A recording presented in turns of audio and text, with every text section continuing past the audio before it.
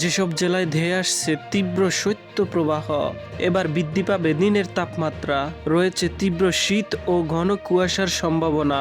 আসসালামু আলাইকুম প্রিয় দর্শক, সবাইকে আমন্ত্রণ জানাচ্ছি এই মুহূর্তে পাওয়া আবহাওয়ার গুরুত্বপূর্ণ নতুন আপডেটে। সবার আগে আবহাওয়ার সঠিক খবর পেতে আমাদের চ্যানেলটি সাবস্ক্রাইব করে রাখুন এবং কে কোন জেলা থেকে দেখছেন অবশ্যই কমেন্ট করে জানিয়ে দিন।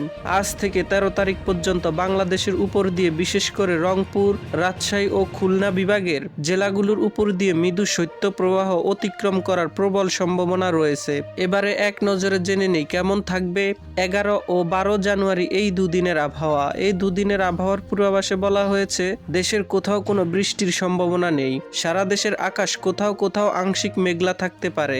এছাড়াও সারা দেশের কোথাও কোথাও সূর্যের দেখা মিললেও মধ্যরাত থেকে দুপুর পর্যন্ত ঘন কুয়াশা পড়ার কারণে সারা দেশে শীতের অনুভূতি বিরাজমান থাকবে।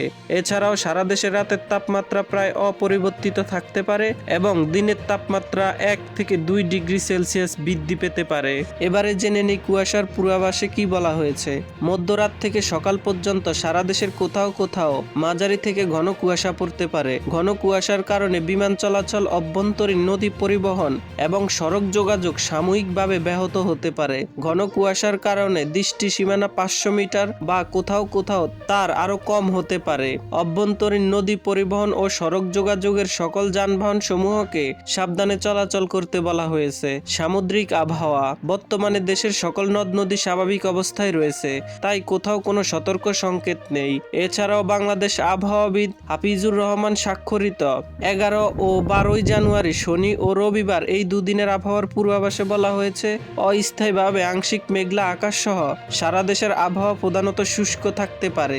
শেষ রাত থেকে সকাল পর্যন্ত দেশের কোথাও কোথাও মাঝারি থেকে ঘন কুয়াশা পড়তে পারে। সারা দেশের রাতের তাপমাত্রা প্রায় অপরিবর্তিত থাকতে পারে এবং দিনের তাপমাত্রা সামান্য বৃদ্ধি পেতে পারে। তো প্রিয় দর্শক, ভিডিওটি ভালো লাগলে লাইক, শেয়ার, সাবস্ক্রাইব করে আমাদের সঙ্গেই থাকুন। ভিডিওটি দেখার জন্য আপনাকে অসংখ্য ধন্যবাদ।